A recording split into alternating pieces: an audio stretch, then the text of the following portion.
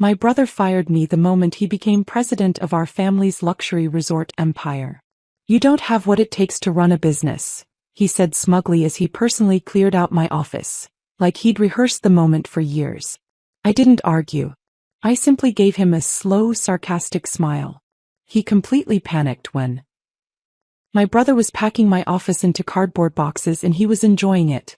You don't have what it takes to run a business, Blair, Clay said, placing my grandmother's framed photo into a box like he was handling trash. 9 days. That's how long he'd been CEO of our family's resort empire before he fired me. 17 years I'd spent building Crescent Bay from the ground up, turning failing properties into destinations, training staff, managing every crisis at 3 in the morning, and he erased me in 20 minutes. Before we continue, if you believe that hard work and loyalty should be valued over family politics and business, please consider subscribing. It's free and helps us share stories of resilience. Now let's see what Blair does next. I didn't argue. I didn't beg. I just reached into my desk drawer and pulled out my grandmother's old compass, the one she'd used to scout our first property back in 1978. Clay didn't even know it existed. He'd never bothered to learn the history of what we'd built. Good luck with the Monterey renovation, I said, giving him a slow, sarcastic smile. His hand froze. Just for a second I saw panic flicker across his face. That $18 million project was hemorrhaging money and falling further behind every week. He'd need me to fix it. But I wouldn't be there. We've brought in consultants from Ritz-Carlton, he recovered, his voice dripping with smugness. They've handled properties 3 times that size. I nodded and picked up my box. What Clay didn't know, what he'd been too busy giving keynote speeches and charming investors to notice, was that 4 years ago, I'd bought the land underneath our 3 most profitable properties. And in exactly 10 weeks, those lease renewals were coming due. My name is Blair Hartwick. And this is the story of how my brother fired me the moment he became president, and how he completely panicked when he realized what I'd been planning all along. But to understand how we got here, you need to understand what I built. What Clay was so eager to destroy. I was 22 when I started at Crescent Bay, fresh out of Stanford with a business degree and job offers from consulting firms that promised 6-figure salaries and corner offices. My mother Margaret had built the company from a single struggling roadside inn into a 6-property luxury resort empire spanning California's coastline. Everyone assumed I'd take a glamorous role, investor relations maybe, or corporate strategy. Something with a title that looked good on business cards. Instead I chose operations. Not because I lacked ambition, but because I'd watched my grandmother build our first property through attention to details that nobody else valued. She'd understood something fundamental. Luxury wasn't about marble lobbies and celebrity endorsements. It was about the small, invisible things that made guests feel cared for without knowing why.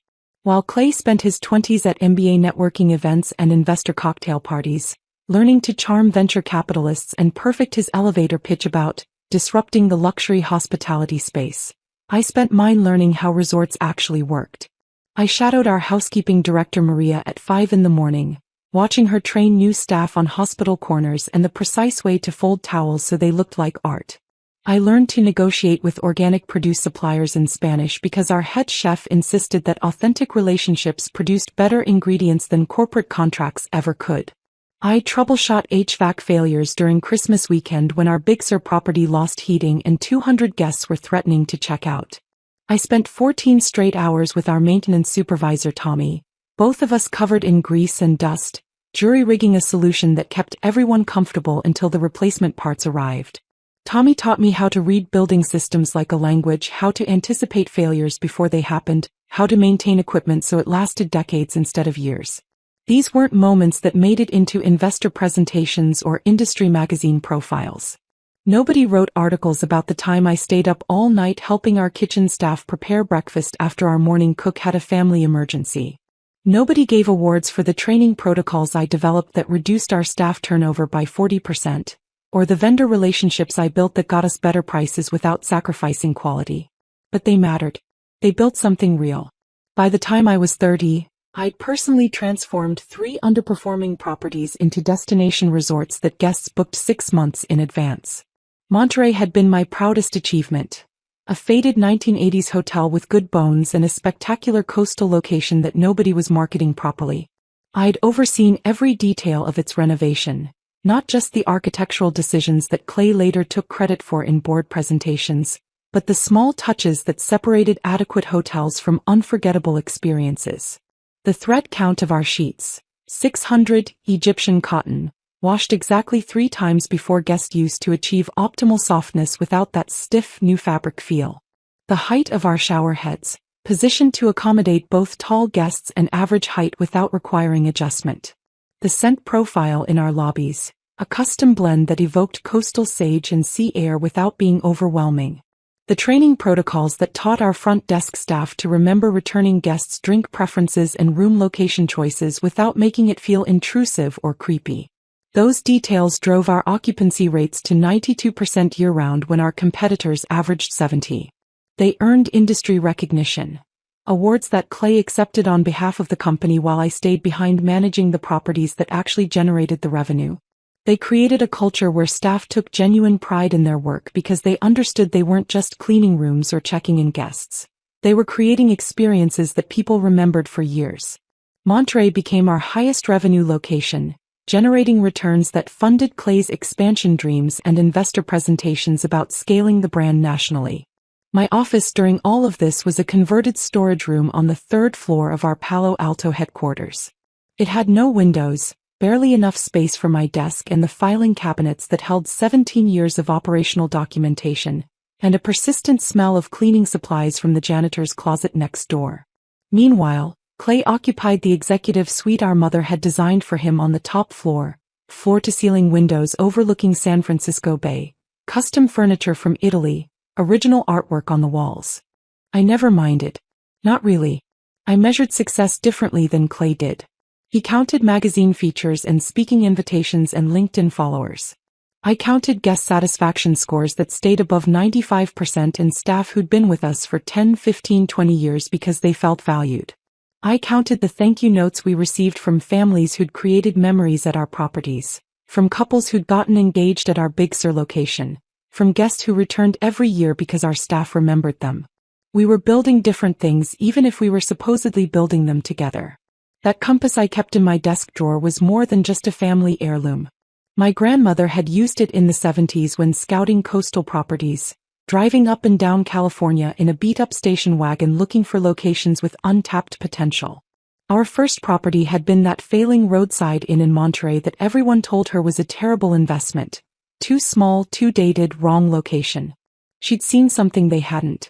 She'd understood that foundations matter more than facades, that the unglamorous work of building something solid outlasts the temporary shine of surface appeal. That compass reminded me every single day what actually mattered. Not Clay's investor pitches or our mother's strategic vision or the industry recognition. The work itself. The people. The guests. The foundation. The family dynamic that shaped all of this was subtle enough that it took me years to recognize the pattern. Our mother Margaret was brilliant. She'd grown Crescent Bay through shrewd acquisitions and an instinct for coastal locations that would appreciate and value. But she was also trapped in some outdated belief system where sons needed to be groomed for leadership while daughters could be brilliant in supporting roles. Clay has vision, she'd say, usually over family dinners where she'd ask him about strategic initiatives and ask me to give us the quick operational update. You have execution. That's what makes you both valuable. When I was younger, that felt like praise. Both valuable. Both important. As I got older, I recognized it as a limitation. Clay, 4 years younger than me, had been sent to elite business schools and given media training. He'd been introduced to venture capital circles and taught to speak their language of disruption and scale and market capture. He'd been positioned from adolescence as the future of Crescent Bay, the heir apparent who would take Margaret's regional success and scale it nationally. I'd been positioned as operations, the dependable sister who made Clay's vision possible, the invisible backbone. Family dinners became a ritual of this dynamic. Margaret would spend 30 minutes discussing Clay's latest investor meeting or his thoughts on expanding into the Pacific Northwest. She'd spend 5 minutes on my operational update, usually interrupting if I went into too much detail because we don't need to get lost in the weeds. I watched Clay take credit for successes I'd engineered. Watched him charm board members with presentations built from data I'd compiled, insights I'd developed, strategies I designed. Watched my name gradually disappear from investor materials and press releases until the narrative of Crescent Bay's success became exclusively about his leadership and vision. The erosion was insidious. Not dramatic enough to confront without seeming petty or jealous, but corrosive enough that our sibling bond dissolved completely over the years. By the time Clay became CEO, we were colleagues who happened to share DNA, not family who happened to work together. About 18 months ago, the erosion accelerated into something more deliberate. Clay stopped including me in strategic planning meetings, claiming they were high-level vision sessions that didn't require operational input. He began questioning my budget recommendations in front of junior staff, undermining my authority in ways that seemed small individually but were devastating cumulatively. He reassigned my best people, property managers I'd personally hired and trained, to projects he controlled directly, gradually building a parallel operational structure that excluded me entirely.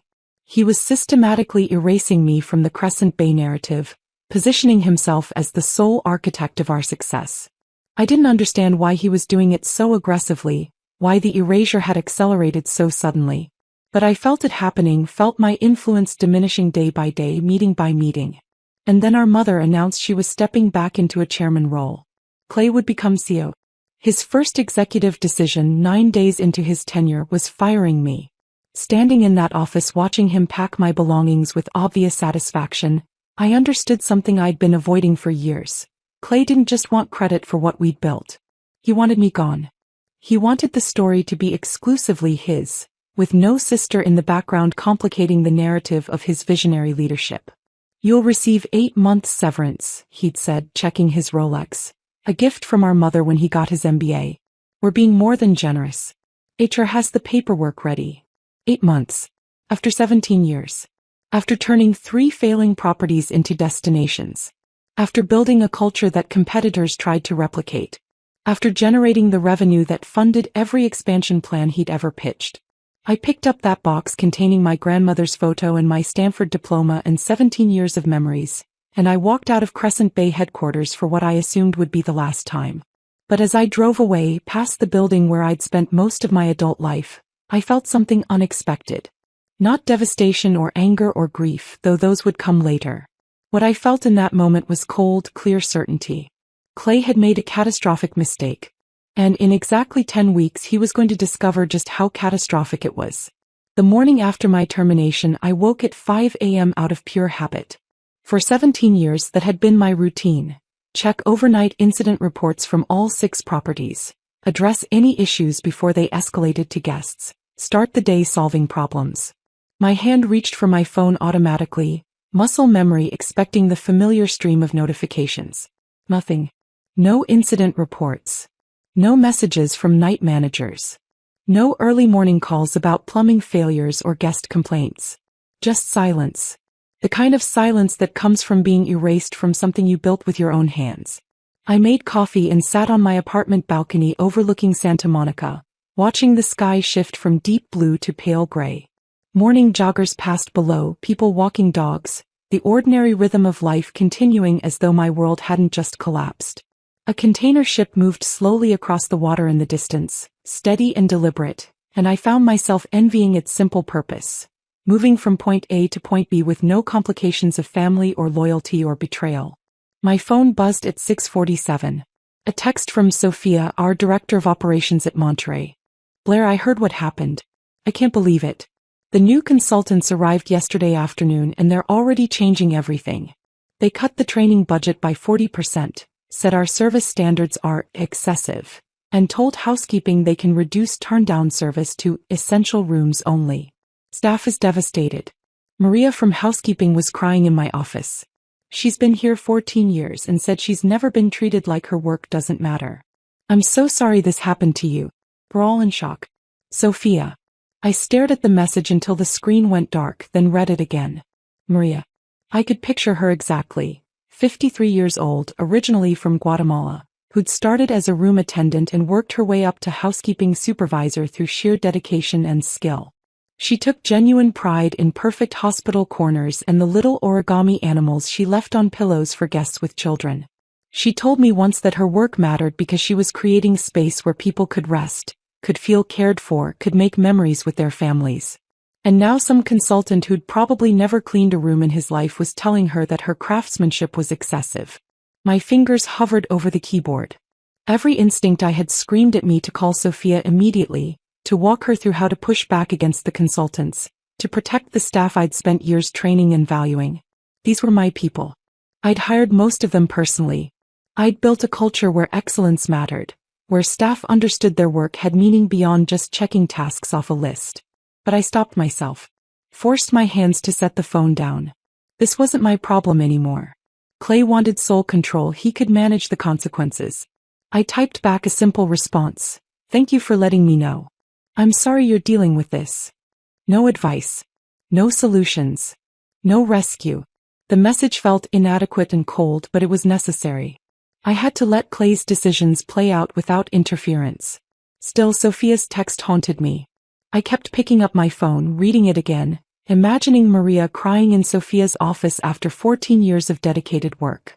At 11:30, another message arrived. This one from my mother. Lunch today. El Fornaio. 12:30.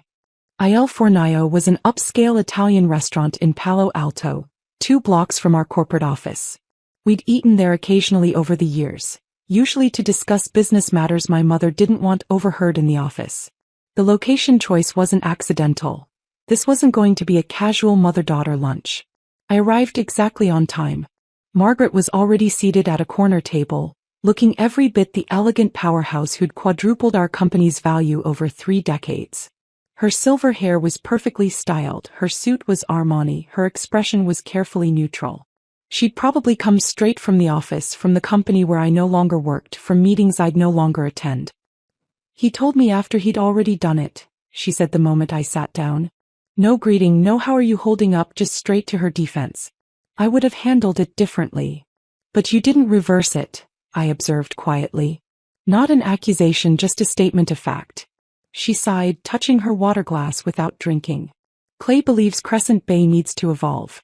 Become more corporate, less family-centric in its management structure. And you agree? I asked, though her silence had already answered. I think, she paused, choosing words with the precision of someone who'd navigated corporate politics for 40 years, that your brother has a vision for expansion that the board finds compelling. New markets, new demographics, a more aggressive growth strategy. Our server arrived with menus neither of us needed. Margaret ordered her usual Caesar salad. I ordered the same, though I had no appetite. Some rituals persisted even when everything else was crumbling. After the server left, Margaret's voice dropped lower. The land leases. Clay doesn't fully understand those arrangements. I set down my water glass with deliberate care. The corporate documents explain everything in detail. You know your brother doesn't read legal paperwork unless someone summarizes it for him. She gave me a look that was equal parts maternal concern and business calculation. The renewals come up soon.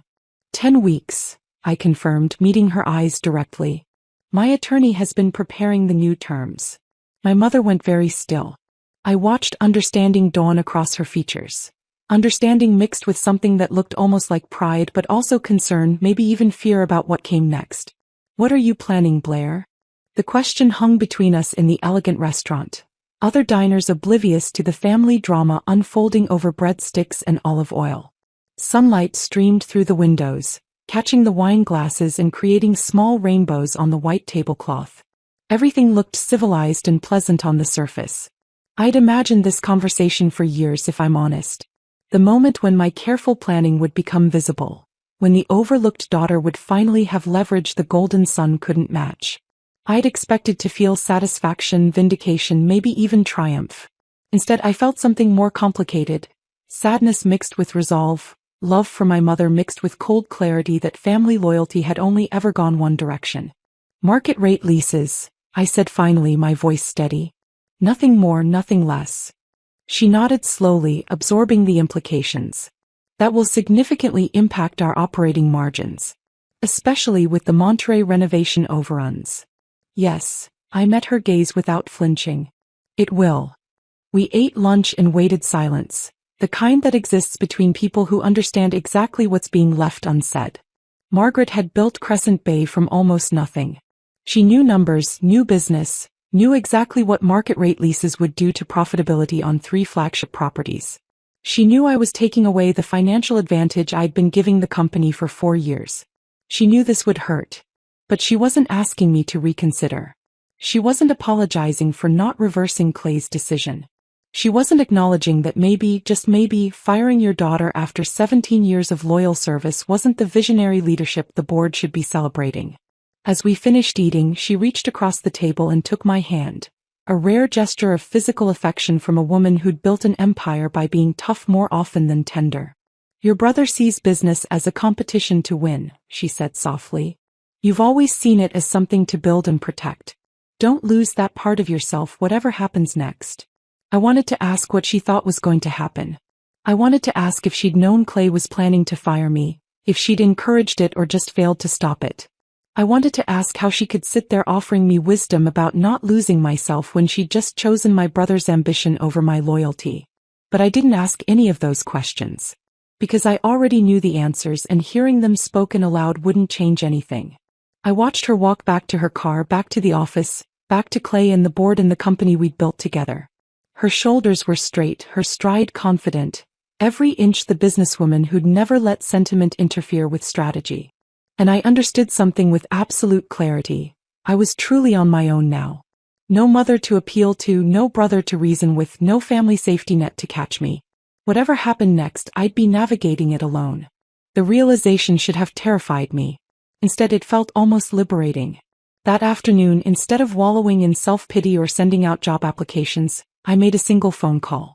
To Rebecca Lansing, an old colleague who'd left Crescent Bay 5 years ago to start her own boutique hospitality consulting firm.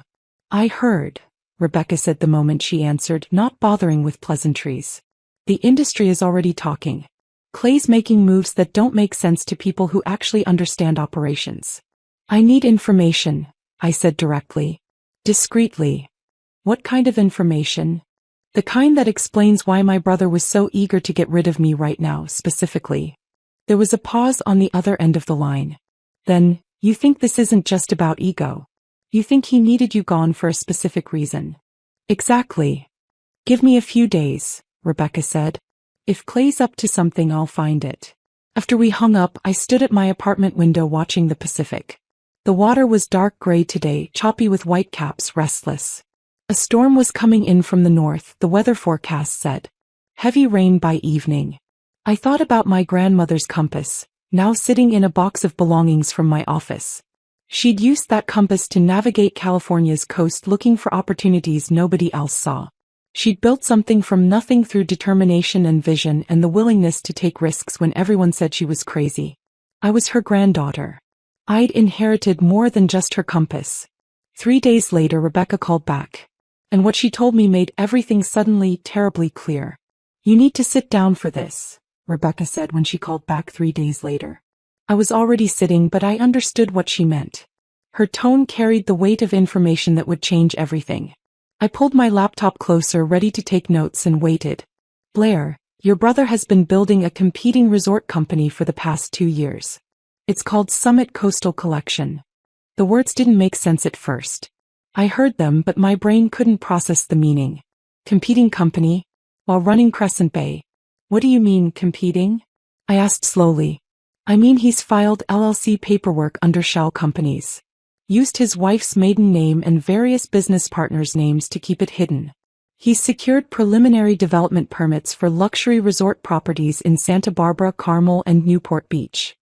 My stomach dropped. Those were the exact markets where Crescent Bay had approved expansion plans. I'd been in the confidential board meetings where we'd discussed those locations, analyzed the demographics, evaluated the competitive landscape. Clay had been in those same meetings, taking notes, asking questions, stealing our strategy. There's more, Rebecca continued, and I could hear her flipping through papers. I managed to get a copy of his pitch deck through an investor contact. Blair, it's 47 pages of detailed business plans. And it explicitly describes, I'm reading this directly, leveraging 17 years of operational expertise and established client relationships developed at Crescent Bay Resort Group to capture market share in underserved luxury coastal markets. 17 years. My 17 years. He's using our operational data, Rebecca said. Guest demographic analysis, service protocols, training methodologies. Everything you developed. He's presenting Crescent Bay's weaknesses, things only an insider would know, as market opportunities his new brand will exploit. I stood up and walked to my balcony, needing air. The Pacific stretched out before me, indifferent to human betrayal, constant and unchanging. A family of 4 was setting up on the beach below, the parents spreading out towels while their kids ran toward the water. Normal people living normal lives without brothers who committed corporate espionage. How long have you known about this? I asked, my voice surprisingly steady. I started getting fragments about 3 days ago. But I wanted to confirm everything before calling you. There's more. He's been recruiting Crescent Bay staff. What? At least 8 key employees have signed preliminary agreements with Summit Coastal. They're being offered equity positions contingent on leaving Crescent Bay within the next 6 months and bringing their client relationships with them. Some of them are your people, managers you personally hired and trained. I thought about Sophia's text about the consultants cutting training budgets and telling housekeeping their standards were excessive. I thought about Maria crying in Sophia's office. Now it made horrifying sense. Clay wasn't just cutting costs. He was deliberately degrading the properties, making them less valuable, while simultaneously building a competing brand that would poach our best staff and our operational expertise. He needed you gone, Rebecca said quietly. You're the only person at Crescent Bay who actually understands operations well enough to notice what he was doing. You'd have spotted the staff recruitment, questioned the strategic decisions that didn't make sense, reviewed the permits and licensing. He couldn't build Summit Coastal with you watching. I closed my eyes, feeling the last piece of sibling affection dissolve completely. This wasn't about Clay thinking he could run the company better without me. This wasn't about ego or ambition or even family dysfunction. This was calculated theft. He'd spent 2 years planning to steal everything I'd built, rebrand it as his own achievement, and destroy our family's company in the process. Thank you, Rebecca, I said. Can you send me everything you found? Already in your email. Blair, I'm sorry. I know he's your brother. He was my brother, I corrected. Now he's just someone who made a very big mistake. After we hung up, I spent 2 hours reading through every document Rebecca had sent. The LLC filings, the development permits, the pitch deck with its glossy photos and stolen data, the staff recruitment contracts with their knowledge transfer requirements. Each page made me angrier and strangely calmer, because now I understood exactly what I was dealing with. I was about to send the files to my attorney when my phone rang again. Unknown San Francisco number. Ms. Hartwick? This is Marcus Webb. I'm on the Crescent Bay board. I knew who Marcus was. One of Clay's business school friends, someone I'd assumed was completely in my brother's pocket. I need you to know something, he said without pleasantries. And I need you to know I'm calling against Clay's interests, which should tell you something about how serious this is. I'm listening. I joined your family's board because I respected your mother's vision and your operational track record. Clay told us you were leaving voluntarily. He said you were burned out, that you wanted to pursue independent consulting, that it was an amicable transition. We thought we were supporting a graceful exit. That's not what happened, I said flatly. I'm realizing that now. I've seen your lease renewal terms. Market rate instead of the preferential rates you'd been giving the company. That got me asking questions about why you'd make that change. And then I heard rumors about something called Summit Coastal Collection. They're not rumors, I said. I have documentation. There was a long pause. Clay lied to us, Marcus said, and he sounded genuinely angry. He lied about your departure, and now I understand why. There's a board meeting scheduled for tomorrow afternoon. He's going to propose that Crescent Bay sell the Monterey, Big Sur, and Laguna Beach properties. My hand tightened on the phone. On what grounds? He'll argue that your new lease terms make them financially unviable. That we should sell quickly to minimize losses before the market realizes they're struggling. He's already got a valuation firm preparing analysis that will show the properties are worth less than they actually are. The final piece clicked into place with devastating clarity. Clay wanted Crescent Bay to sell the properties at distressed prices. Then Summit Coastal, probably through straw buyers or friendly investors, would acquire them. He'd operate the resorts I'd built while paying me rent for the land, all while destroying the family business our grandmother founded. It was brilliant and sociopathic in equal measure. Why are you telling me this? I asked Marcus. Because I don't like being lied to. And because what Clay's doing isn't just unethical, it's potentially illegal. He's using his position as CEO to advantage a competing business he secretly owns. That's a breach of fiduciary duty at minimum, possibly corporate espionage depending on what proprietary information he's used. Thank you for calling, I said. I appreciate your integrity. What are you going to do? I'm not sure yet, I lied. I knew exactly what I was going to do. After Marcus hung up, I sat very still thinking through options. I could attend the board meeting tomorrow, present the evidence of Summit Coastal, expose Clay's betrayal publicly. That would feel satisfying. It would also give him time to prepare a defense, to spin the narrative, to potentially destroy evidence. Or I could do something different. Something strategic. I pulled up my contacts and found a name I hadn't called in 3 years. Catherine Winters, CEO of Pacific Luxury Group. We'd met at a hospitality industry conference, and she'd tried to recruit me for a senior operations role. I'd declined out of family loyalty, the same loyalty that had gotten me fired and betrayed. Her assistant answered, and I was surprised when Catherine came on the line personally within 2 minutes. Blair Hartwick, she said warmly. I heard about what happened at Crescent Bay. The industry is buzzing. News travels fast, I said. In hospitality it always does. Especially when someone with your reputation gets pushed out by someone with significantly less operational expertise. What can I do for you? I appreciated that she didn't pretend not to know the details or offer false sympathy. I need a meeting. Today if possible. And I need it to stay completely confidential. I have an opening at 3. My office in San Francisco. I'll be there. Catherine's office was everything Clay's had been and mine never was. Floor-to-ceiling windows overlooking the Bay Bridge, custom furniture, original artwork. The kind of space designed to impress and intimidate. But Catherine herself was surprisingly approachable, mid-50s with sharp eyes and a directness I immediately appreciated. So, she said once we were seated with coffee, I heard Crescent Bay might be selling some properties. 3 properties, I confirmed. They're most profitable ones. There's a board meeting tomorrow where my brother will propose the sales. And you own the land beneath those properties, Catherine said. It wasn't a question. You've done your homework. I always do. So what are you proposing, Blair? I slid the portfolio across her desk. Everything I'd spent the past 3 hours preparing. Financial data, operational metrics, guest satisfaction scores, staff retention statistics, market analysis. And my proposal. Pacific Luxury acquires the buildings when Crescent Bay sells them. I maintain land ownership but offer preferential lease terms significantly below market rate. And Pacific Luxury commits to retaining all current staff with improved benefits. Catherine reviewed the materials in silence.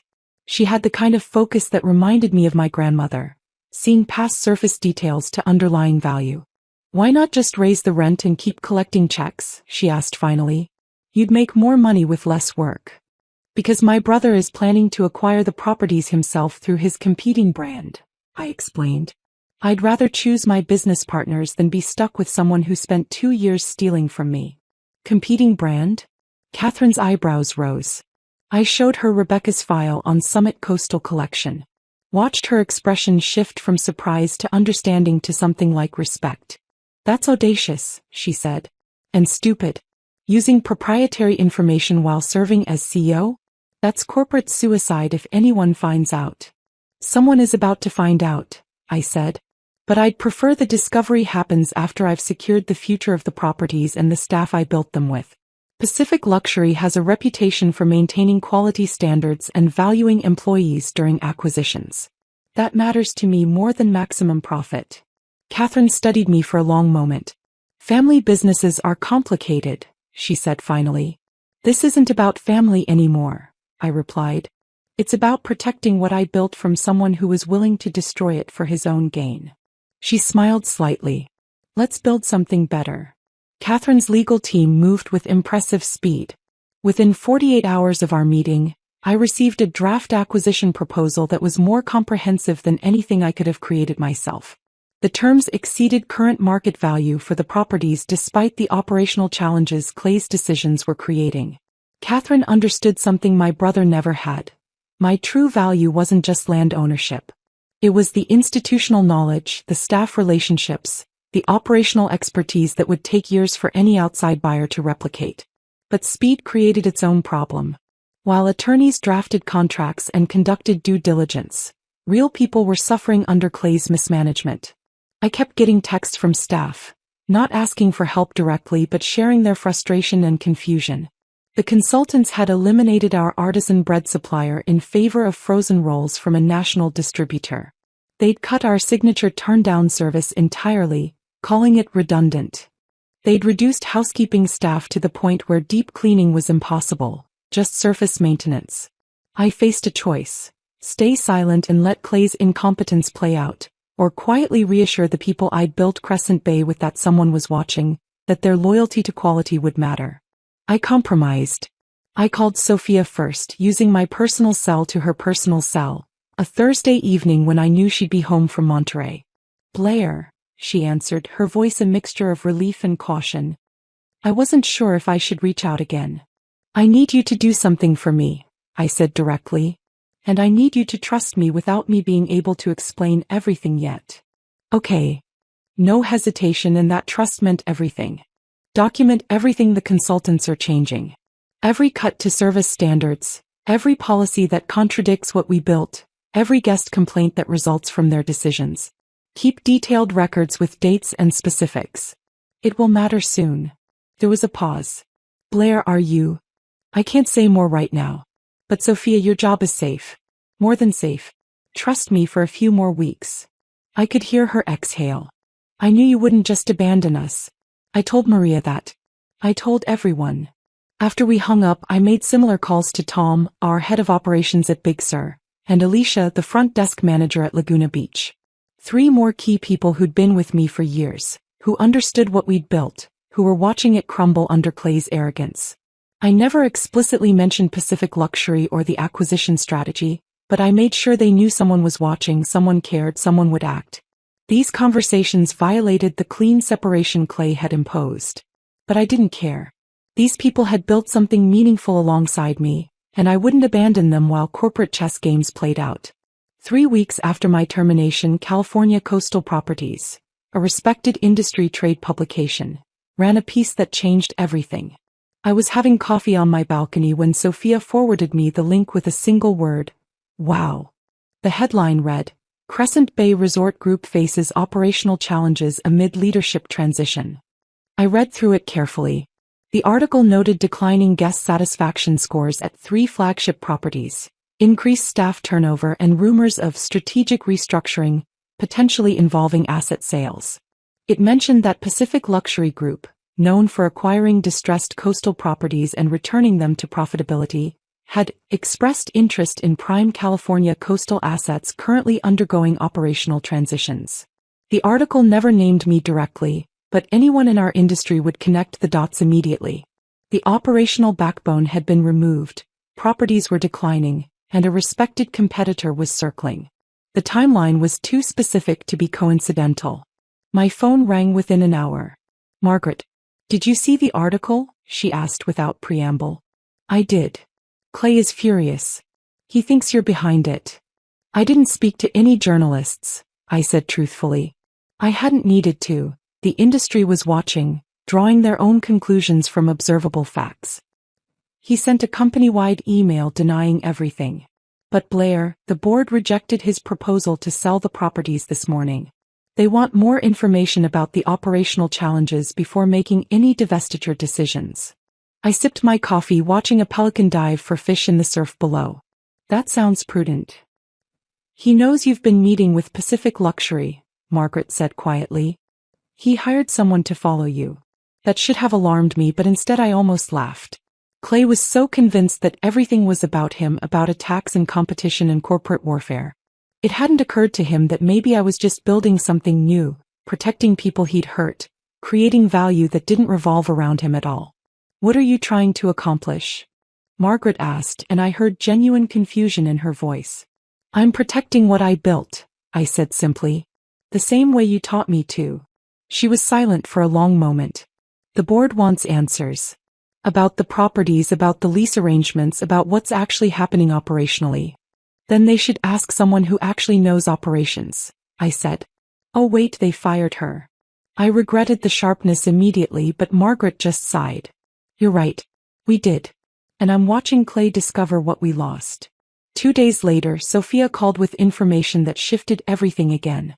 Blair, something happened yesterday that you need to know about. Clay held a meeting with department heads at Monterey. He was reviewing financial reports when his attorney pointed something out. Apparently, they just discovered that the land payments we've been making for 4 years, they've been going to you. I'd been expecting this discovery eventually, but the timing surprised me. And Clay completely lost it. Started yelling about hidden conflicts of interest and corporate manipulation. He called an emergency board meeting for this afternoon. He's arguing that you've been secretly positioning yourself to sabotage the company. The payments are all documented in the corporate financial reports, I said calmly. Every board member has received them annually for 4 years. That's what Marcus Webb said. He interrupted Clay and pointed out that if Clay hadn't read the financial disclosures, that was his failure, not your deception. Blair was brutal. Clay's credibility with the board is falling apart. After Sophia hung up, I sat very still, thinking through implications. Clay was panicking, making mistakes, attacking me publicly. Which meant he was desperate. Which meant he knew his plans were unraveling but couldn't see the full picture yet. My phone buzzed with a text from Rebecca. Call me.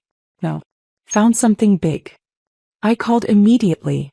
Blair, I found the recruitment contracts, Rebecca said without preamble. Clay has signed agreements with 8 key Crescent Bay employees offering them equity positions in Summit Coastal Collection. I knew he was recruiting staff, I said. You told me that already. But I didn't have the actual contracts before. Now I do. And Blair, they're explicit. The employment offers are contingent on the employees leaving Crescent Bay within 6 months and bringing their client relationships with them. The contracts require them to share operational knowledge, guest preferences, service protocols, everything they developed at Crescent Bay. My hand tightened on the phone. That's not just poaching staff. That's industrial espionage, Rebecca finished. Exactly. One of the attorneys approached to review these contracts had ethical concerns about the knowledge transfer requirements. He reached out through our network because he knew my history with Crescent Bay. He wanted someone to know what was happening. Send me everything, I said. Within an hour I had the complete picture. Clay's competing resort brand with its stolen strategic markets. The development permits filed while he was serving as COO and CEO. The pitch deck with proprietary operational data I'd developed. The staff recruitment contracts with their knowledge transfer requirements. The plan to force Crescent Bay to sell properties at distressed prices so Summit Coastal could acquire them. It wasn't business competition. It wasn't even aggressive entrepreneurship. It was systematic theft of 17 years of my work, disguised as visionary leadership. I forwarded everything to Marcus Webb with a simple message. I think the board should see what they're actually dealing with before making any decisions about property sales. Marcus called back within an hour. His voice was tight with controlled anger. I've reviewed everything you sent. This is worse than I thought. Much worse. Yes, I said simply. We need to have another board meeting.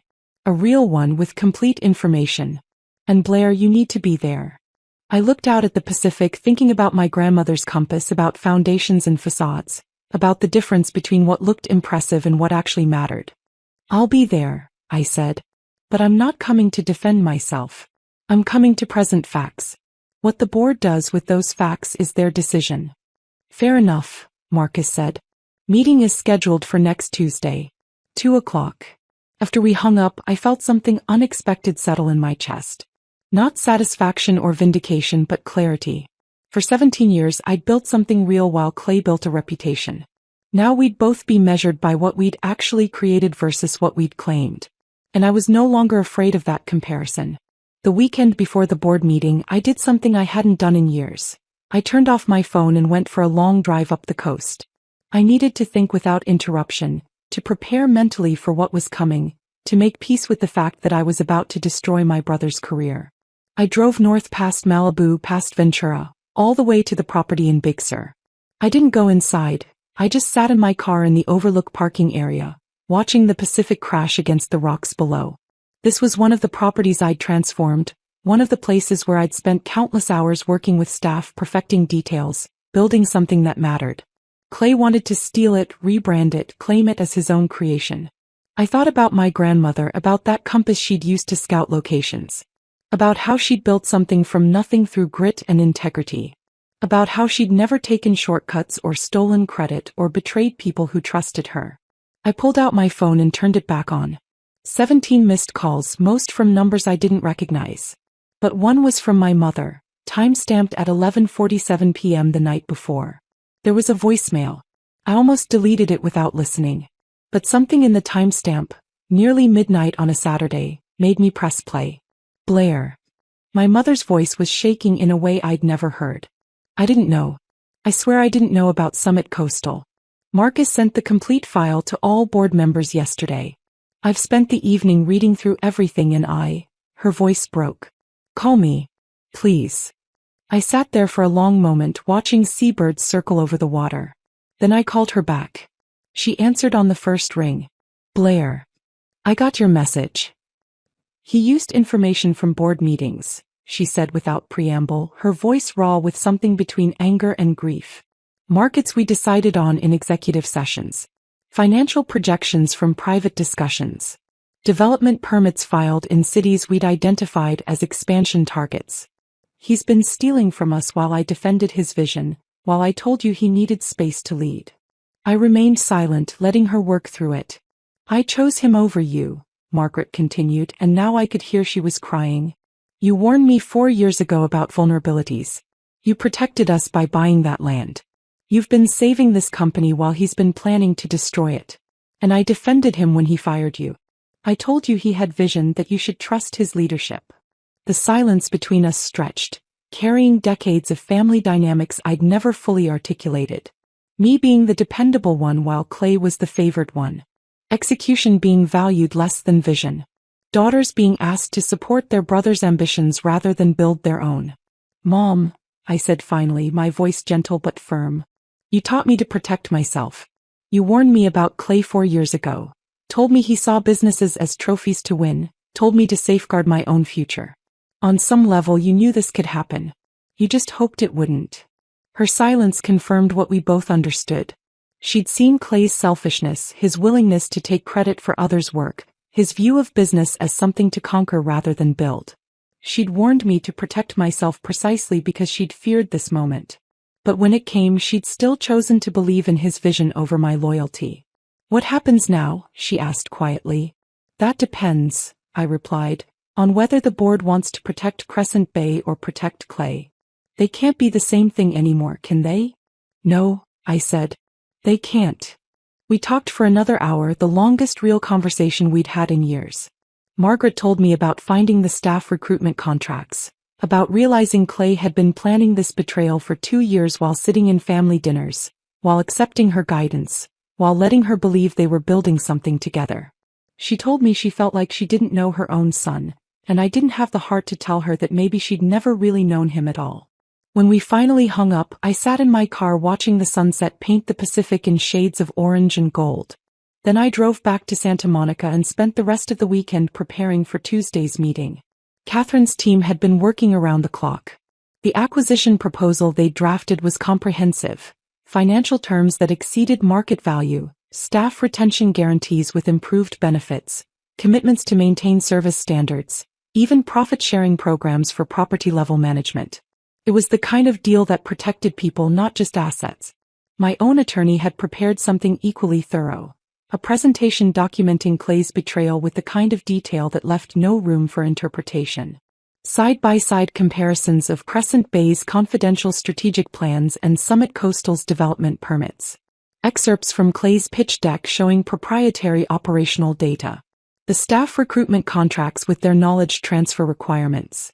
A timeline showing exactly when each piece of betrayal had occurred.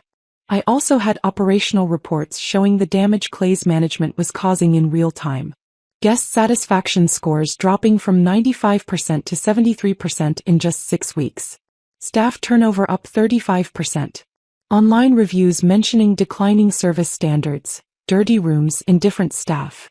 Revenue projections showing the properties would become unprofitable within 18 months if current management continued. The evidence was devastating, methodical, irrefutable. Catherine reviewed everything Monday afternoon in her office. When she finished, she looked at me with something like respect mixed with concern. "This isn't revenge, Blair," she said carefully. "This is accountability." "It's both," I admitted. "I'm protecting people and principles I care about. But I'm also making sure Clay faces consequences for what he's done." "He's your brother." "He was my brother," I corrected. "Now he's just someone who made a catastrophic mistake and is about to discover the cost." That night, I stood on my balcony one last time before the meeting, thinking about everything that had brought me here. I thought about my grandmother founding our first property with nothing but determination and a compass. About my mother building an empire through shrewd decisions. About 17 years of my life poured into creating something excellent. About Clay systematically trying to steal it all. And I thought about the staff, Maria and Sophia and Tom and Alicia and all the others who'd built Crescent Bay alongside me, who were watching standards crumble, who deserved better than a CEO who saw them as expendable. This wasn't just about me anymore. It never had been. Tuesday morning arrived clear and cold. I dressed carefully, not the operational casual I'd worn for 17 years, but a suit that meant business. Professional, polished, ready. Walking into the Crescent Bay boardroom felt surreal. I hadn't been in this space since Clay fired me 6 weeks ago. The room looked exactly the same. The long mahogany table, the leather chairs, the windows overlooking Palo Alto. But everything felt different. Clay sat at the head of the table where our mother used to sit, his face already tight with defensive anger. He'd clearly prepared for battle. Margaret sat to his right, looking older and smaller than I'd ever seen her. The other board members filled the remaining seats, their expressions carefully neutral. I took a seat at the opposite end, placed my portfolio in front of me and waited. Clay opened immediately, his voice sharp. "Let's be clear about what's happening here. My sister is attempting corporate manipulation through backdoor dealing, leveraging land ownership she acquired under questionable circumstances to sabotage this company's leadership and my authority as CEO." "Incorrect," I replied calmly, meeting his eyes directly. "I'm exercising my rights as a property owner. And I'm providing this board with information they need to make informed decisions about Crescent Bay's future." I slid folders to each board member with deliberate care. These documents show that while serving as COO and then CEO of Crescent Bay, Clay has been secretly developing Summit Coastal Collection, a competing luxury resort brand targeting markets we identified in confidential strategic sessions, using operational data and service protocols developed at Crescent Bay, and recruiting our best staff with equity offers contingent on them transferring proprietary knowledge to his competing business. The room went absolutely silent. Board members opened their folders, and I watched their expressions shift from curiosity to shock to anger as they processed what they were seeing. Marcus Webb spoke first, his voice controlled but tight. "Clay, these development permits are dated while you were serving as COO. They're filed in Santa Barbara, Carmel, and Newport Beach. The exact markets we discussed and approved in executive session strategic planning. Markets where we allocated budget for feasibility studies. How do you explain having permits for competing properties in those locations?" Clay's face flushed. "Business people explore multiple opportunities. Summit Coastal is completely separate from Crescent Bay. There's no conflict of interest in pursuing my own entrepreneurial ventures outside of my responsibilities here. Even when those ventures explicitly plan to compete with the company you're leading?" I asked quietly. "Even when your pitch deck, which is in the folder in front of you, describes leveraging Crescent Bay's operational knowledge and client relationships. Even when you're recruiting our staff with contracts requiring them to share proprietary information they developed while working for us." "You don't understand business, Blair," Clay snapped, and I heard the same dismissive tone he'd used when firing me. "You never have. This is how industries work. Knowledge isn't owned by one company. Intellectual property actually is owned," Marcus interrupted, his patience clearly exhausted. "And fiduciary duty requires you to prioritize this company's interests while serving as CEO. You've violated both. Systematically and deliberately." Jennifer Park, a board member who'd initially supported Clay's aggressive growth strategy, was reading through the pitch deck with visible anger. Clay, this presentation is dated 3 months ago. You'd already secured $14 million in private equity funding. You'd filed development permits in 3 cities. This isn't exploring opportunities. This is an operational competing business you were building while drawing your CEO's salary from Crescent Bay and using our confidential strategic information. Another board member held up the recruitment contracts. These employment offers are contingent on staff bringing client relationships and operational knowledge from Crescent Bay. That's not networking. That's industrial espionage. Clay tried one last defense, his voice rising. She's manipulating all of you. She bought that land specifically to create this leverage to position herself to attack me. 4 years ago, Marcus cut him off. Blair bought that land 4 years ago to protect Crescent Bay from external threats. You fired her 6 weeks ago after systematically excluding her from decisions for 18 months. Her defensive preparation isn't the problem here, Clay. Your betrayal is. I watched my brother's confidence crumble in real time, watched him realize that no amount of charm or spin could overcome documented evidence. His explanations became desperate, contradictory, increasingly panicked. The board voted unanimously to accept Pacific Luxury's acquisition proposal. 1 abstention. Margaret, who sat motionless, staring at her son with an expression I couldn't read. They also voted to request Clay's immediate resignation and initiate a formal investigation into Summit Coastal's use of Crescent Bay's proprietary information. Clay stood abruptly, his chair scraping against the floor. You're all making a mistake. I built this company. No, I said quietly, standing to face him across the table. Grandmother built this company. Mom grew it. I ran it. He took credit for it. There's a difference, Clay. You just couldn't see it until it was too late. He stared at me for a long moment and I saw something flicker across his face. Shock that I'd fought back, rage that I'd won, maybe even the first hint of understanding about what he'd actually done. Then he stormed out, slamming the door hard enough to rattle the glass walls. In the silence that followed, I felt not triumph but something more complicated. Exhaustion mixed with grief, relief mixed with sadness. I'd just destroyed my brother's career to save everything else. It was necessary. It was painful. And nothing would ever be the same. After the board meeting, I sat in my car in the Crescent Bay parking lot for 20 minutes, unable to move. My hands were shaking, my heart was racing, and I felt simultaneously exhausted and wired. I'd just destroyed my brother's career. It had been necessary, justified, backed by irrefutable evidence. But that didn't make it feel any less like I'd detonated a bomb in the center of my family. Marcus Webb found me there. He knocked on my window gently and I rolled it down. You okay? He asked. I don't know, I answered honestly. What you did in there took courage. The board needed to see the truth. I know. But he's still my brother. Or he was. Marcus nodded with understanding. Catherine Winters called me an hour ago. Pacific Luxury's legal team is ready to move forward immediately if you are. The transition can start within the week.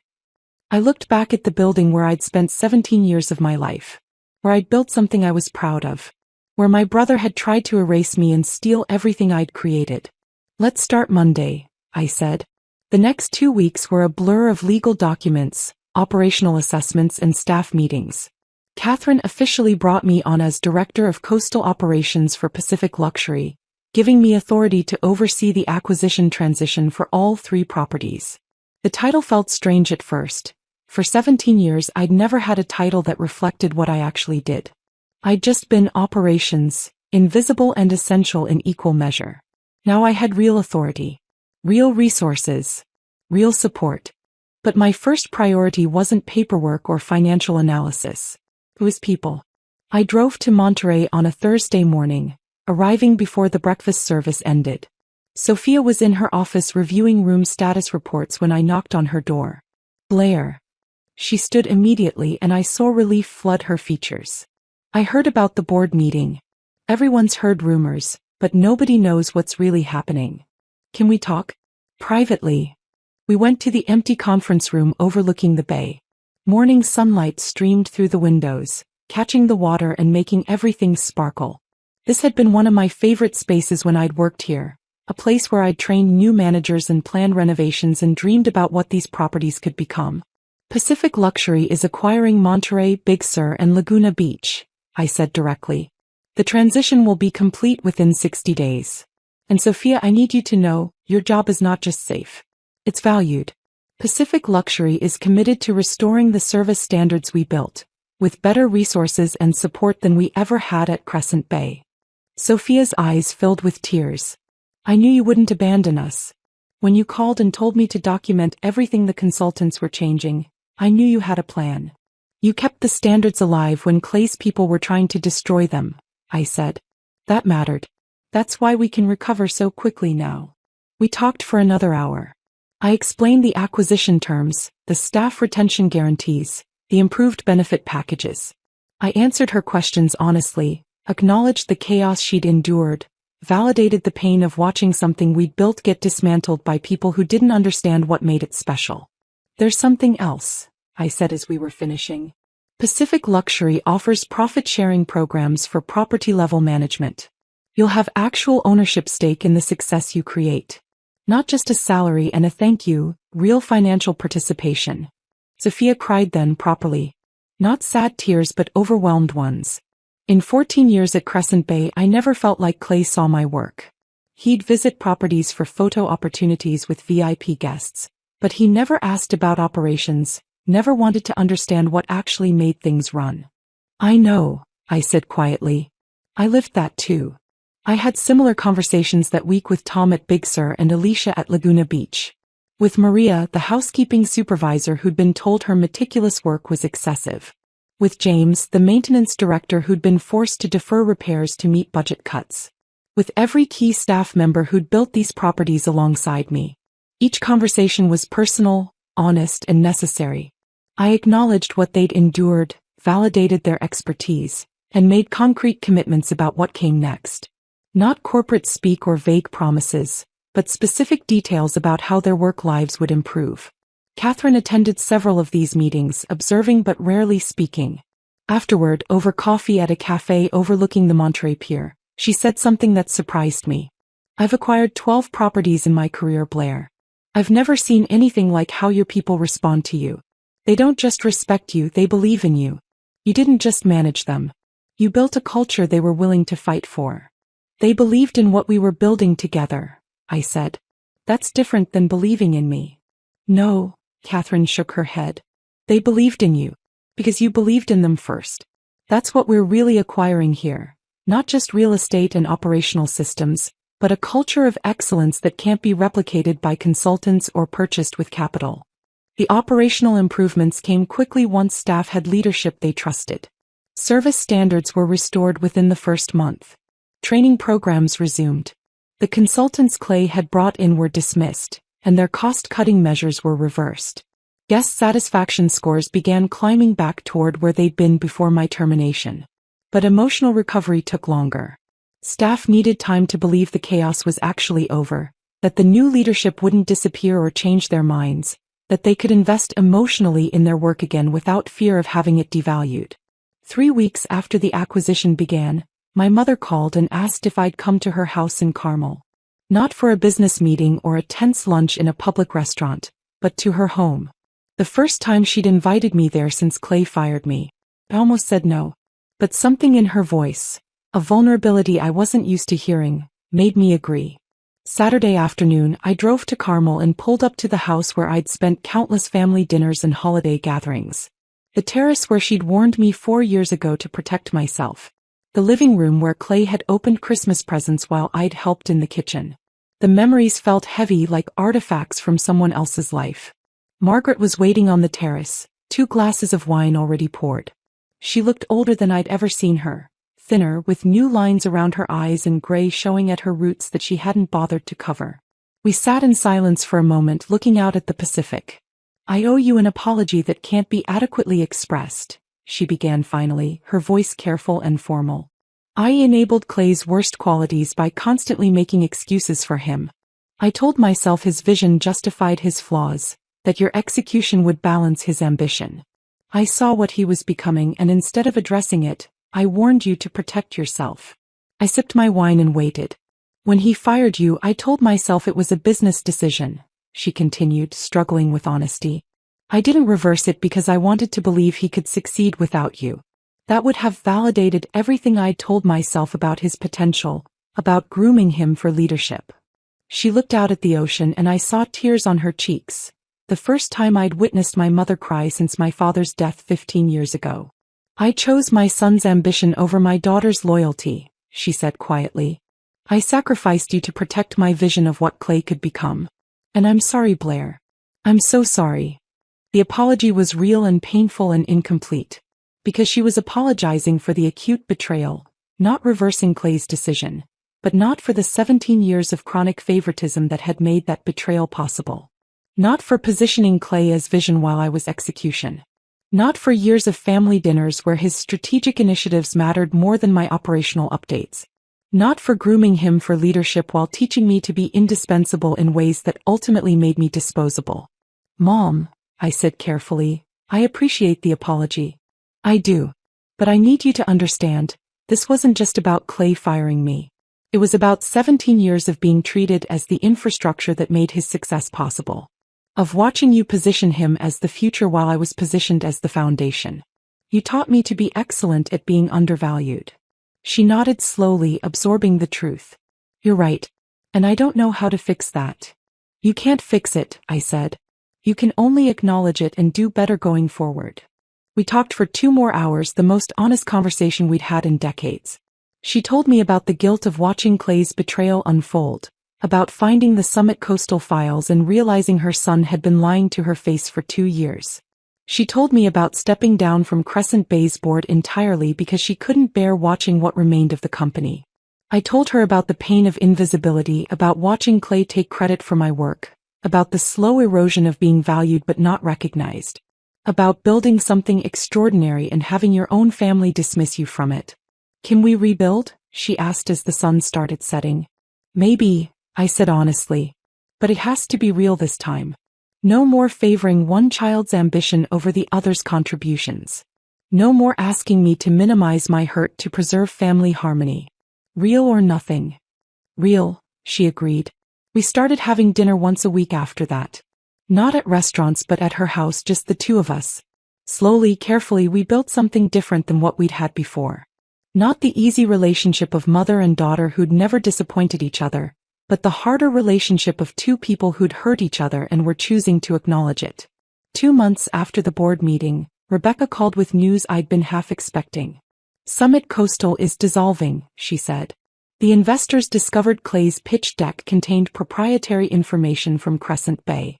They've withdrawn all funding and are threatening legal action. Clay's trying to negotiate settlements to avoid criminal charges. I sat very still, phone pressed to my ear. Where is he now? Moving to Arizona apparently. Taking some position in commercial real estate. Completely different industry. After we hung up, I stood on my balcony and cried. Not for Clay's consequences, he'd earned those through his own choices. But for the brother I'd once had before ambition poisoned him. For the family we might have been if he'd valued loyalty more than trophies. For the sister I'd been who'd believed that working hard and building something excellent would be enough. That version of me was gone. And grieving her felt necessary.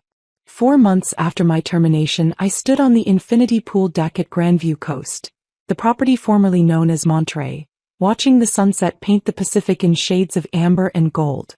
The renovation we'd started under Clay's mismanagement was finally complete. Executed properly this time with adequate budget and skilled contractors and my direct oversight. The property was beautiful. More than that, it was excellent in ways that mattered. Service standards that guests noticed, staff who took pride in their work, operational systems that functioned seamlessly. Sophia found me there, tablet in hand. Latest guest satisfaction scores just came in. 96%. Highest in the region. I smiled, feeling something I hadn't felt in months. Not vindication or revenge, but genuine pride untangled from family complication. You built something remarkable, Blair, Sophia said. We built it, I corrected. And we're building it again. Better this time. As autumn deepened into winter, I found myself facing the first major holiday season without family traditions. Thanksgiving had always meant my mother's Carmel house. The formal dining room set with her grandmother's china, extended family gathered around the table, Clay holding court while I helped in the kitchen. For 39 years that had been the rhythm of November. This year Margaret invited me to her weekly dinner on Thanksgiving. A quiet meal, just the two of us. I almost accepted out of habit, but then I imagined sitting at that table where so many family decisions had been made without my input, where my contributions had been summarized in quick operational updates, while Clay's vision received hours of discussion. "I'm not ready yet," I told her on the phone. "I need more time." "I understand," she said, though I heard disappointment in her voice. "What will you do?" "Work," I said simply. And I did. I drove to Grandview Coast on Thanksgiving morning and spent the day with staff preparing for what would be our busiest weekend of the year. I checked kitchen prep with our head chef, reviewed room assignments with housekeeping, walked the property looking for anything that didn't meet standards. It wasn't traditional, but it felt honest. These were people who valued my work, who understood what I'd built, who didn't treat my expertise as supporting infrastructure for someone else's vision. Sophia found me on the terrace around sunset, overseeing the setup for evening service. "You're spending Thanksgiving with us," she observed. "You're spending it working too," I pointed out. "Because I love this place. Because it matters." She paused. "That's why you're here too, isn't it? This is your family now." I didn't correct her because she was right in ways I was still processing. December brought the industry conference circuit and with it a different kind of challenge. The California Coastal Hospitality Summit was the biggest event of the year. 1,500 hospitality professionals gathered in San Francisco to discuss industry trends, celebrate achievements, and network. 2 years ago, I'd attended anonymously while Clay gave a keynote speech about disrupting luxury hospitality. I'd sat in the back, watched him present data I'd compiled, listened to him describe innovations I'd developed, and felt invisible. This year was different. Catherine was giving the opening keynote, and Pacific Luxury had a prominent booth showcasing our California properties. I was attending not as anonymous operations staff but as director of coastal operations, with my name on the conference materials and my photo in the program. Catherine's speech was impressive. She talked about the changing luxury market, about what travelers valued post-pandemic, about operational excellence versus Instagram aesthetics. And then midway through she said something that made my chest tighten. The most transformative acquisitions aren't about properties, they're about people. This year, Pacific Luxury was fortunate to partner with Blair Hartwick, who brought operational genius and cultural integrity that most consultants can't teach because they've never actually built anything themselves. Her work has transformed not just our California portfolio but our entire approach to hospitality. The audience applauded. 1,500 people acknowledging work that had been invisible for 17 years. After Catherine's speech, people approached me constantly. Some were genuine, competitors offering respect, colleagues congratulating me on the Pacific Luxury success. Others were clearly fishing for gossip about the Crescent Bay situation. Everyone in hospitality knew the story by now. The sister who got fired, who owned the land, who brought down her brother's career. It had become industry folklore, a cautionary tale about family business and corporate betrayal. "I heard Clay's in Arizona now," one consultant said to me at the networking reception. "Different industry entirely. Must feel satisfying to watch that play out." "It feels complicated," I said honestly, then excused myself. In my hotel room that night I ordered room service and cried. Not sad tears exactly, but exhausted ones. Being celebrated professionally while grieving privately created a strange dissonance. Success didn't fill the holes that betrayal had carved out. It just made them more visible. January brought an unexpected phone call. David Brennan, a vendor we'd worked with for years at Crescent Bay. He'd supplied our organic produce, built relationships with local farmers, understood what we were trying to create. "Blair, I need to give you a heads up about something," he said, his tone careful. "Clay contacted me last week." My stomach dropped. What did he want? He's in Arizona working commercial real estate. But apparently word got around about what happened at Crescent Bay. He's having trouble building credibility, getting clients to trust him. He asked me to reach out to you. I closed my eyes. And say what exactly? He wants you to clarify the situation with industry contacts. He thinks if you just explain that the conflict was a misunderstanding, that Summit Coastal was a separate venture that got mischaracterized, that his resignation was voluntary, It would help him rebuild his reputation. The audacity was almost impressive.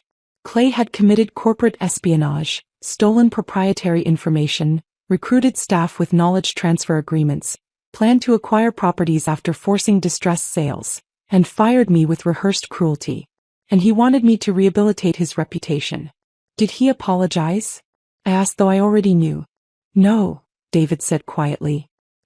He framed it as both of you made mistakes, family conflict got messy, but now you've succeeded, so maybe you could help him move forward too. Clay still fundamentally didn't understand what he'd done wrong. He saw our conflict as a business competition that got out of hand, not as betrayal that destroyed trust. He thought reputation was something you managed rather than something you earned through actual integrity. Tell him no, I said. Tell him I won't lie to protect him from truth. He made choices. These are the consequences. I figured, David said. But I thought you should know he's trying. After we hung up, I sat with the confirmation that reconciliation was impossible. Not because I was holding a grudge, but because Clay had learned nothing. He'd destroyed our family, betrayed people who trusted him, stolen from our grandmother's legacy, and he wanted me to fix it so he could start over with a clean slate.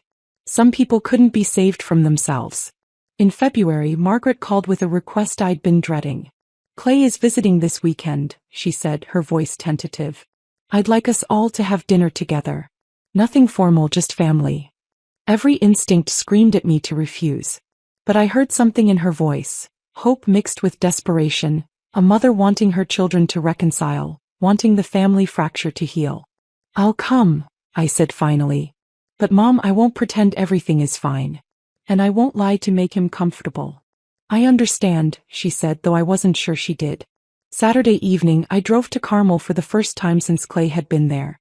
His rental car was in the driveway.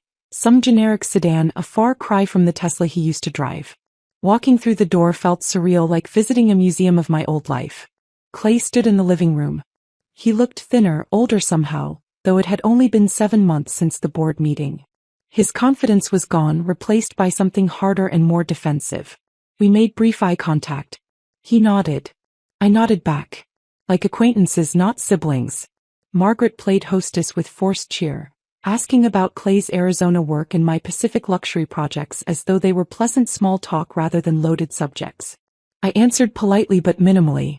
Clay described his commercial real estate job with enthusiasm that couldn't hide his bitterness about starting over at 35 in a new industry, in a new state with a damaged reputation. Dinner was painful. Long silences filled with the clink of silverware, surface-level conversation that avoided anything real. Margaret tried desperately to create normalcy, to pretend we were just family catching up. Then over dessert she made her move. I'm grateful we can all be together again, she said, her voice trembling. Family is what matters most. And I really hope, we can find our way back to each other. Clay seized the opening immediately. I agree. Blair, what happened between us was unfortunate. But we're still family. Maybe it's time to move past it. Unfortunate. That single word detonated something in me. Move past it. I set down my fork carefully. Clay, you fired me after 17 years. You stole proprietary information to build a competing company while running ours. You recruited our staff with contracts requiring them to transfer knowledge they developed at Crescent Bay. You planned to acquire properties after forcing the company to sell them at distressed prices. That's not unfortunate. That's calculated betrayal. His face flushed. You're still bitter about a business decision. You need to let it go, Blair. Grow up. A business decision? My voice was quiet but intense. You destroyed trust. You violated every ethical obligation you had as CEO.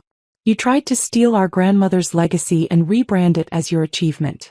Those aren't business decisions, Clay. They're moral failures.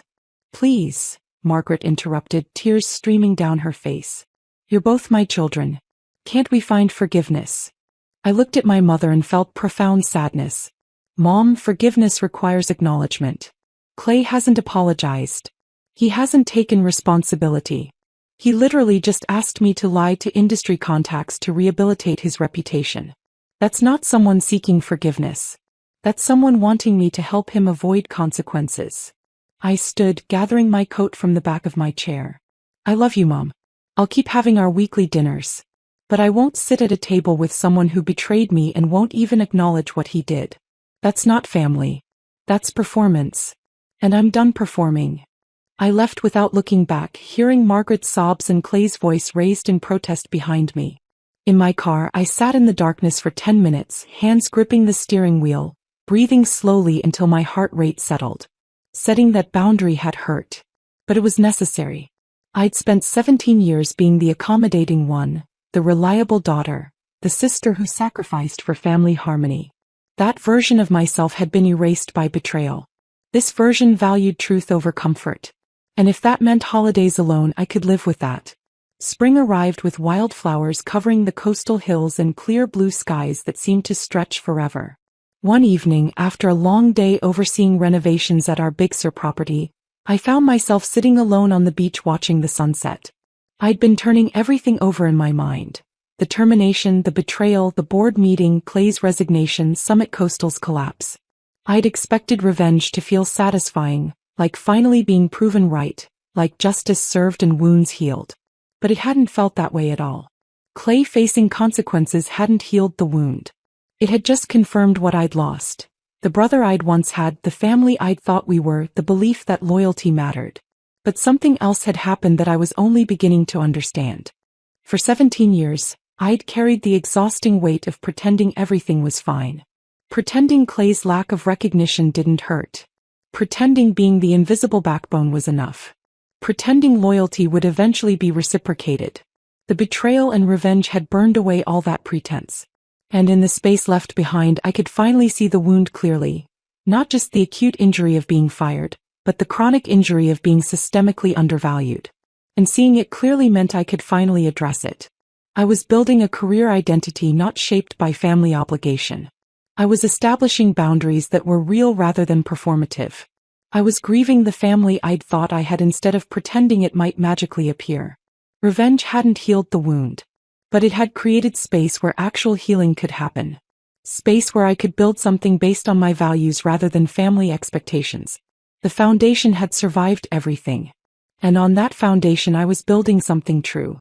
I was sitting on that beach watching the sunset when my phone buzzed with a text from Sophia. Did you realize it's been exactly a year since you left Crescent Bay? Feels like you've always been with Pacific Luxury. A year. I'd been so focused on building, on moving forward, that I hadn't even registered the anniversary. The Crescent Bay chapter felt distant now, like something that had happened to a different version of myself. Someone younger, more willing to accept invisibility, still believing that loyalty would eventually be reciprocated. The next morning, I drove to Grandview Coast for a routine property walkthrough. It was something I did weekly at each location, checking details that most executives would delegate but that I'd learned mattered immensely. The small things that separated adequate hotels from exceptional ones. I arrived during the afternoon shift change, when day staff briefed evening staff on guest needs and ongoing issues. The kind of operational continuity that only happened when people took genuine pride in their work. Standing on the infinity pool deck, I watched the choreography of excellence I'd spent a career building. A housekeeper named Jennifer checked a room turn-down setup. Pillows positioned precisely, curtains adjusted for optimal light, the origami crane on the pillow that guests photographed and posted on social media. She wasn't following a checklist. She was creating an experience. At the front desk, I watched Marcus greet a couple who'd stayed with us 6 months ago. "Welcome back, Mr. and Mrs. Chin. We have you in the same ocean view room you requested. And I took the liberty of stocking the minibar with the sparkling water you preferred last time." The couple looked genuinely touched. That was the difference. Anticipating needs before they were stated, making people feel remembered and valued. A maintenance supervisor named Tom coordinated a minor plumbing repair in a vacant room, timing it during low traffic hours to avoid disturbing guests. He'd worked with me at Crescent Bay for 12 years before following me to Pacific Luxury. He understood that maintenance wasn't about fixing problems. It was about preventing guests from knowing problems existed. Catherine found me on the deck, tablet in hand. "Quarterly reports just came in," she said, handing me the device. All 6 properties exceeded revenue projections. Staff retention is at 94%, highest in Pacific Luxury's history. And guest satisfaction scores are leading the entire region. I scrolled through the data, feeling something I'd rarely experienced at Crescent Bay, Unambiguous professional pride. Not pride overshadowed by watching someone else take credit, not satisfaction filtered through family dysfunction, but clean recognition that the work was excellent and everyone knew it. You know what's different here? I said slowly, working through thoughts as I articulated them. At Crescent Bay, everything I built was tangled with family dynamics.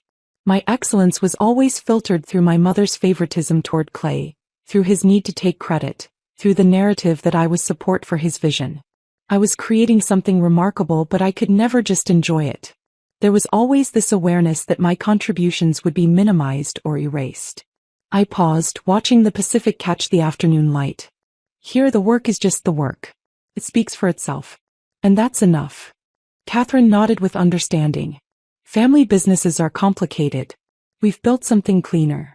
Later, alone in my office, I recognized the profound truth. I'd created something more meaningful at Pacific Luxury in 1 year than in 17 years at Crescent Bay. Not because the work itself was different, but because the context allowed it to be seen clearly. Excellence without dysfunction. Recognition without conditions.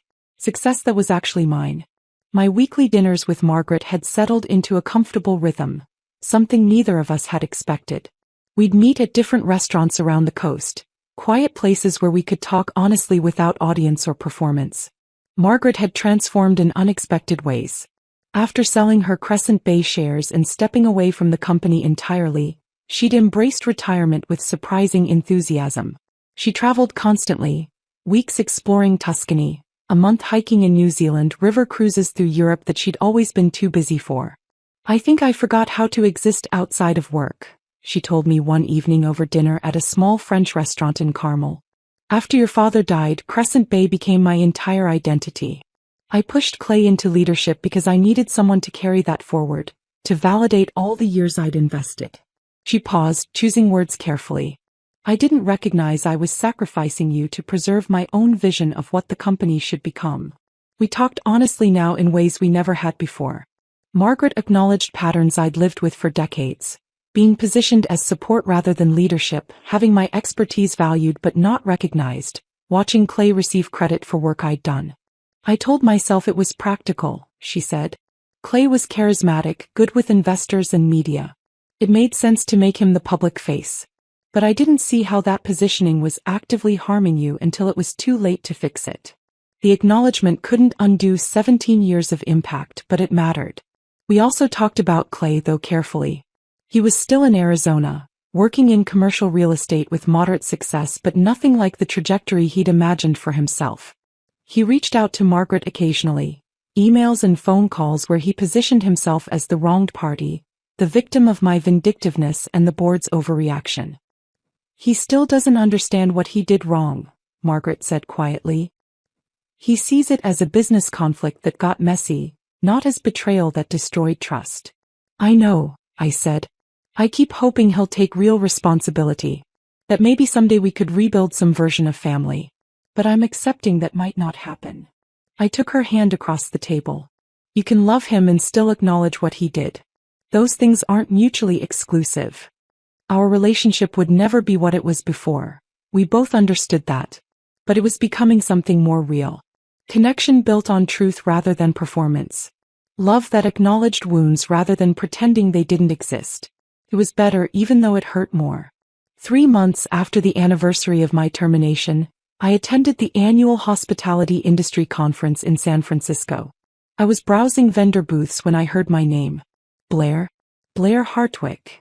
I turned to find James Morrison, a former Crescent Bay operations manager I'd hired and trained a decade ago.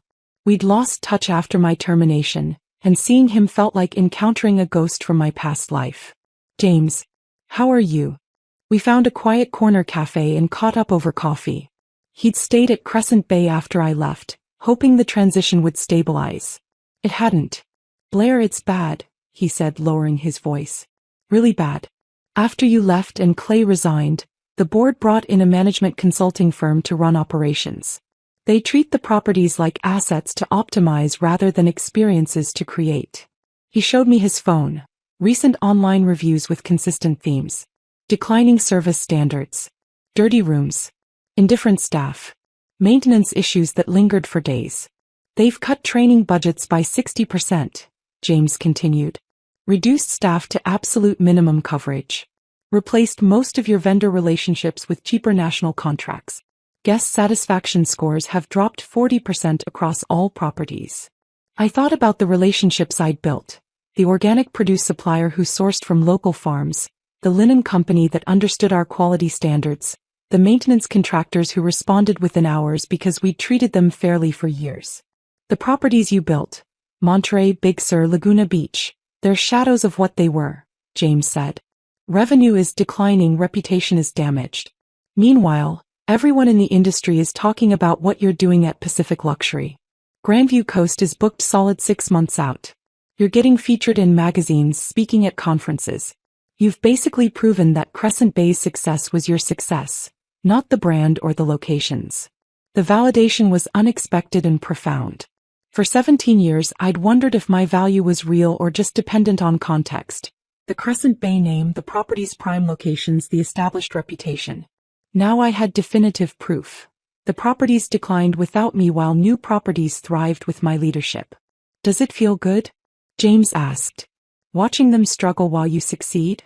I considered the question honestly. It feels like confirmation. Not that I wanted them to fail, but that my contributions were real. For so long I felt invisible. Now I know the work mattered, the impact was real, and it was mine. We talked for another hour before parting. As James left, he said, most of the staff who stayed regret not following you to Pacific Luxury. They thought family loyalty mattered. They learned the hard way that your leadership mattered more. Walking back to my hotel, I felt something shift. I'd spent months questioning whether destroying Clay's career had been necessary or vindictive, whether I should have found another way. Now I knew, I hadn't destroyed anything. Clay had. I'd simply refused to be buried in the rubble. Late afternoon sun streamed through the floor-to-ceiling windows at Grandview Coast as I conducted my final walkthrough of the day.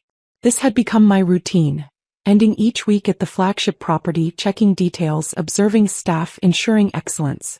I walked through the lobby where guests relaxed with wine and conversation, past the restaurant where our chef prepared local seafood with ingredients from relationships I'd cultivated, through the staff areas where people worked with dignity because they knew they mattered. In my office, a real office with ocean views, not a converted storage room, my grandmother's compass sat on the desk beside quarterly reports showing all 6 properties exceeding projections. I thought about everything that had brought me here. 17 years of invisible work. My brother's betrayal. My mother's favoritism. The revenge that hadn't healed wounds but had created space where healing could happen. I thought about Clay in Arizona starting over and felt not satisfaction but acceptance that some people never learn. I thought about Margaret trying to rebuild our relationship through honesty rather than pretense. I thought about staff who'd trusted my leadership and been rewarded for that trust. And I thought about my grandmother scouting coastal properties with nothing but determination and a compass, building something from nothing through integrity rather than entitlement. Success wasn't about corner offices or CEO titles or family validation. It was about building something solid enough to weather betrayal, valuable enough that others would fight to preserve it, meaningful enough to be worth protecting, even if protection required transformation. The foundation remained. Companies changed, relationships evolved, families fractured, identities shifted. But the foundation of who I was, what I valued, how I worked, that remained solid. Clay had tried to erase me, but he'd only proven my worth by revealing what happened when I was gone. As I prepared to leave for the evening, I took one last look through my office window. Guests checking in with smiles. Staff moving with purpose.